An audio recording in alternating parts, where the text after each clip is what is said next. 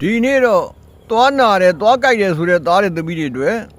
တက်တာသွားပြန်မကြိုက်တဲ့ဆေးနီးလေးဘာကြီးပေးမယ်နော်ဒီဆေးနီးကတော့သဘာဝဆေးနီးလေးသားအောင်သမီးတို့ရေသွားနာတယ်သွားကြိုက်တဲ့အကြောင်းသွားတစ်ချောင်းမှမကြိုးသေးအောင်ဆိုတဲ့ဆေးကိုဘာကြီးပေးလို့လဲသွားတစ်ချောင်းမှမရှိလို့ဘာကြီးလည်းတစ်မျိုးမထင်နဲ့အောင်ဘာကြီးကကင်ဆာဆေးသွင်းလို့သွားတယ်အကုန်ပြုတ်ထွက်ကုန်တာသားအောင်သမီးတို့ရေဘာကြီးတော့အမေဆိုရင်ပထမတော့သွားတွေကြိုးသေးတယ်ကွာတဝက်လောက်ကြိုးတယ်သူကသွားကြိုက်လာပြီဆိုပါးကြီးတွေရောင်းလာလေအညော်မိတာနဲ့ပါးတွေရောင်းလာတယ်အဲ့ဆိုငိုရတာလေးသူကသွားကြိုက်တာလဲတော်တော်ပင်ပန်းတယ်ကွာနော်အရန်ခံစားရတဲ့ယောဂပဲတောင်းသူမျိုးသွားနာဘူးတဲ့လူမှသွားကြိုက်ဘူးတဲ့လူမှသိမယ်နော်အဲ့ဒါကိုအင်္ဂလိပ်ဆေးတို့အခြားဗမာဆေးတွေထဲလို့ရှိရင်ခဏတော့ပြောက်မယ်ဒါပေမဲ့မကြခင်ပြန်ကြိုက်မယ်နော်အဲ့တော့ဘယ်တော့မှပြန်မကြိုက်တဲ့နီးလေးတနီးကိုဘာကြီးတောင်းသူမျိုးတို့မျှဝေပေးမယ်ဒါပေမဲ့နည်းနည်းဇွဲကောင်းမှုတော့လုပ်တယ်တောင်းသူမျိုးတို့ဟိုတို့တော့မှဆိုအိမ်ဒီမှာခြံစည်းရိုးတွေမှာစိုက်တယ်ခြံစည်းရိုးပုံနေရိပ်ပန်းဆိုတာရှိတယ်လေ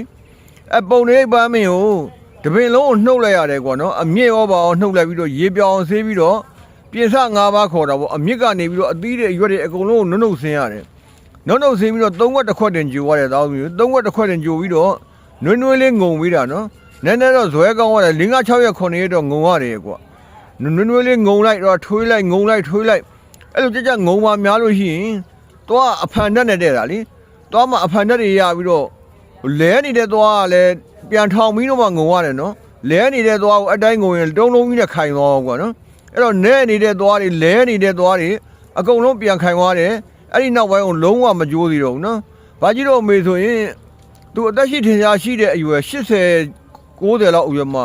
မကြီးစီကိုထောက်နဲ့ဝါးသေးတယ်ကွာဒါပေမဲ့သွားတော့တဝက်လောက်တော့ကြိုးသွားပြီပေါ့တဝက်လောက်ကြိုးပြီးမှဒီဆေးနီးကိုသိတဲ့အတွက်ကြံတဲ့တဝက်မကြိုးတော့ပါဘူးလို့နော်ဘာကြီးကတော့အဲ့ဒီကင်ဆာဆေးသွင်းလိုက်တဲ့အချိန်ကျမှအဲ့လိုဖြစ်သွားတာတောင်းသမီးတို့ရေဒါကြောင့်မလို့တောင်းသမီးတို့သွားနာတယ်သွားခဲ့တယ်သွားတွေမဆုံးရှုံးအောင်သွားနှုတ်တယ်တွေမဖြစ်အောင်နော်နာကျင်မှုတွေဝေဒနာတွေမခံစားရအောင်ဘာကြီးဒီဆေးနီးလေးကိုတင်ပြရင်ဖြစ်ပါတယ်ပုံရိပ်ပန်းကိုမသိဘူးပုံရိပ်ကဘယ်လိုဟာလဲအခုတော့ကလေးတွေဆိုတော့ပုံရိပ်ပန်းကလည်းမြင်ဘူးတော့မဟုတ်ဘူးကွာနော်ဘာကြီးတို့ဟိုတော့လူကြီးရတော့အိမ်တိုင်းမှာအဲ့လိုခြံစည်းရိုးမှာစိုက်ကြတယ်ကွာခြံစည်းရိုးပုံရိပ်ဆိုတာ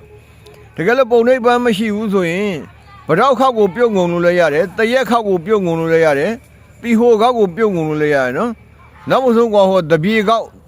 ပြုတ်ငုံလို့လည်းရတယ်အဖန်တက်ဆိုရင်ရတယ်သားတို့ပြီးလို့အဖန်တက်ပါတဲ့အရွက်အခောက်တွေကိုပြုတ်ပြီးတော့နွေးလေးငုံပေးပါလို့မကြငုံပေးပါသွားလာတယ်သွားကြိုက်တယ်နောက်ဘယ်တော့မှမဖြစ်စေအောင်ဆိုတာဟုတ်ဘာကြီးက